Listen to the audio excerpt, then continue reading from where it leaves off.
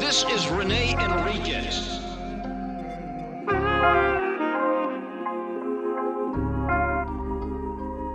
Nickname Black Hand of the Mexican Mafia. Prison gang politics.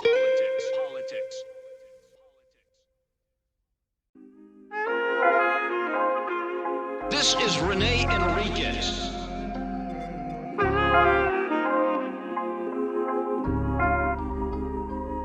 Nickname Black Hand of the Mexican. This is today's video log about what's going on. I'm feeling, like I said, this last month it's been not stressful. I mean, it's no different than any other day. I just have no energy. I think it's part is the cumulative stress. You know, all the little incidents where we're waiting for a decision from the board. I think all those things are piling up, and they're taking their toll, and they're wearing on me. And I don't feel like aggravated or anything like that. Like I'm gonna explode. I just don't feel like working out.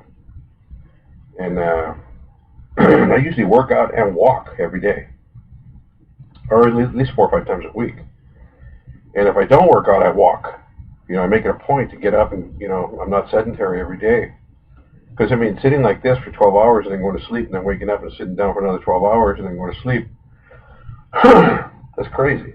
So I just don't feel the energy, and I don't know what it is. I don't know, maybe it's seasonal. Who knows?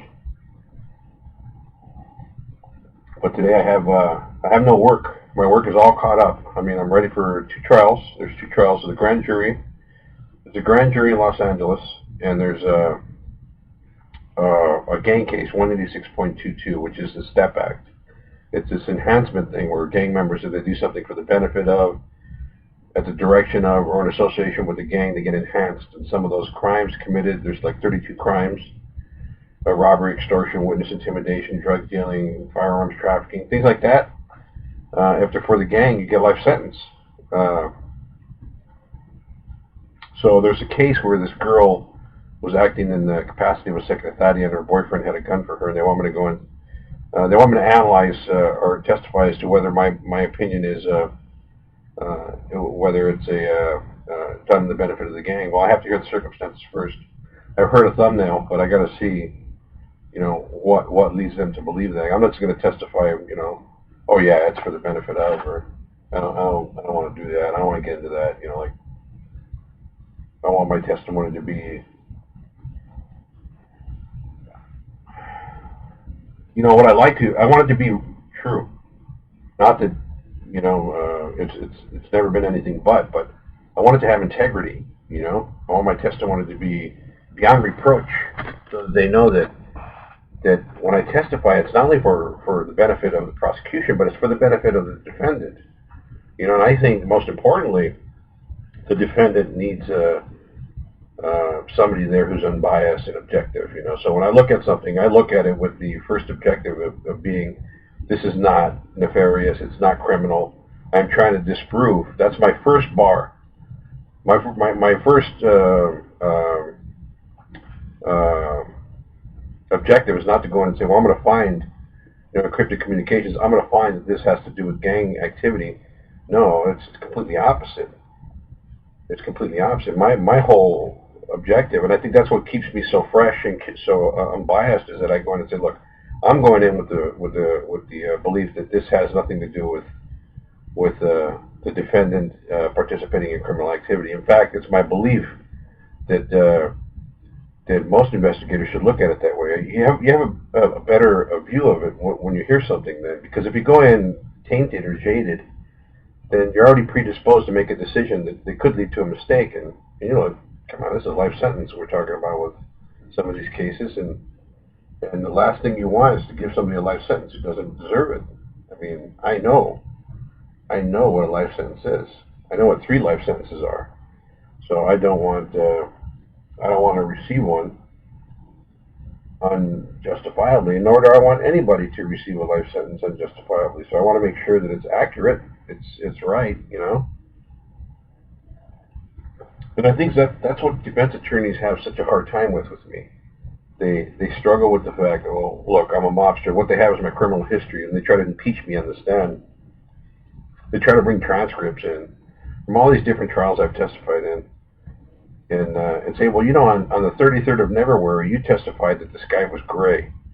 Are you saying today it's charcoal? I said, well, yeah, well, you know, every case is different, you know. And certainly, you know, you're going to find a word or two in my transcripts of all these thousands of pages, thousands and thousands of pages where I've testified, where there's some kind of inconsistency, no contradiction of the fact. Ever have they found in my testimony they've never impeached me. And I'm not saying that out of an arrogant sense.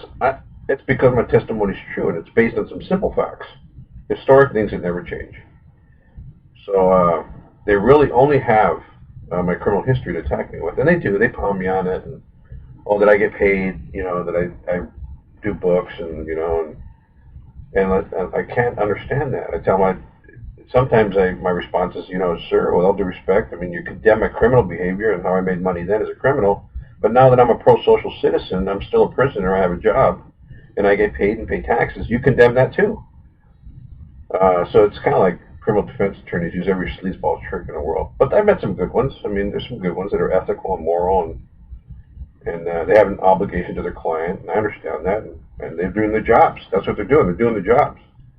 And I understand that, but there are some real sleazeball defense attorneys out there, man. And I've been tempted to, you know, curse them out. You know, I don't. I maintain my professional decorum, but I don't. So I think that's the problem with defense attorneys. I go into my job objective. You know, I don't slant it towards prosecution or investigators. A lot of times I want to meet the prosecutors until after my work is done, a year or two, once they indict, you know. AUSAs are the ones I probably have the least interactivity with. I don't, there's some AUSAs that are pretty good, but I think they're particularly fickle. They're politicians. I think that a lot of AUSAs have too high opinion of themselves. But there are some that are great. I mean, really good guys, man. But for the most part, I think it's a political position for them, and they're in a transitional period where they're either seeking the silk robes or they want to be hired by Melvin E. Myers, and you know, and AUSA is a different kind of animal. I mean, state prosecutor, love them. I love them. You know, they're out there, they're in the trenches, they're getting their hands dirty. AUSAs, I just there's a few of them that I like, but not many. No disrespect to the institution of the United States Attorney's Office, but you know, there's only a few AUSAs I really like. Todd Robinson,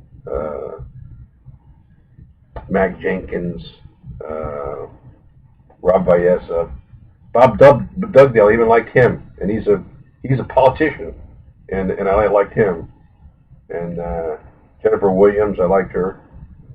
And there's a couple of them, you know, but a lot of them, I mean, you get an air from them immediately. You get a vibe from them as soon as you meet them, and you can tell whether they like you, they don't like you, and whether they're using you as an informant. You know, I sat down with one, and she said, "Well, since you've been an informant, and I said, look, I'm not an informant. I'm an expert witness. If you want to use me as an informant, I don't want to do your case. But if you want to use me as an expert witness, I'll do your case." And throughout the entire meeting, she kept referring to me as informant. And I think it was I don't know if it was what it was, but my vibe from her was not good. It was not good at all. And I never saw her after that. I never saw her. And I was kind of thankful. I didn't really want to work with her. You know, there's some AUSAs you know mean you know well. They don't mean you good. All they're concerned about is getting their conviction, and they don't care about you at all. You're a witness. You're not going to be their friend, and I understand that. This professional separation. You know, they don't. They're United States attorneys. They're going to be judges. They're going to be appointees, political appointees, as they may run for office in the future. I mean, they don't particularly want to hang out with criminals, convicted felons. I understand that. But when a person's putting their life on the line, you expect some common courtesies, some common courtesies. That's common courtesy. That's all I've ever requested. I don't want money from them. I don't want them to hold my hand. I don't want them to tell me that they're going to absolve me. I've never asked them to reduce my sentence. None of those things.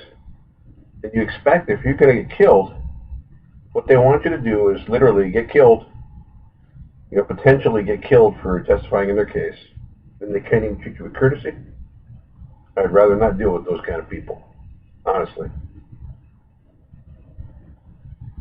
Like there's some prosecutors like Stephen Gunson,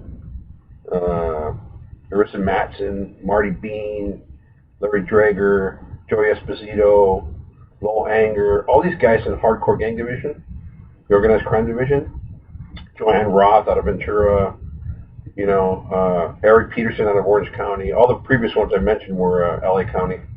Eric Peterson out of Orange County. They care. They really care what happens to you and your family. I mean, there's limited powers that they have. There's very limited things that they can do because they are prosecutors. They are prosecutors, and there's only so much that their office is able to do. But they care, and they care who you are as a human being. So, and I could tell that, I could feel that. I've had multiple meetings with these people, like Eric Peterson. The other day, Eric Peterson stopped by here and congratulated me for my parole and asked me what my plans were. And he didn't have to stop by. I mean, he's used me multiple times as an expert, and he didn't have to stop by and see me. He did not have to stop by and visit me. And I appreciated it, I'm not certain if the viewfinder's catching me, but I'm pretty sure it is. Yeah, I'm pretty sure it is. So you meet people along the way that really change your opinion of who they are. I mean, like I said, some prosecutors they put you off. I mean, I've met a lot of them. I just, in my heart, I didn't want to work with them because I knew they didn't mean me well. They didn't like me, and they're using me for a specific objective. But I still work with them. I don't say that. I don't voice it. I don't say, I don't like you, dude, or I don't like you, man, because you're rude, or you're expectant, or you're arrogant, which is probably what they're thinking about me. So I just go and do my job, and I never see them again. They promise to write me letters or, whatever they say they're going to do, they don't do. And I understand, okay. They're going to do whatever they have to get their conviction. And that's just the way it is. That's just the way it is. I don't take it personal, but I don't have to like it. I mean, that's the reality, This is Rene Enriquez.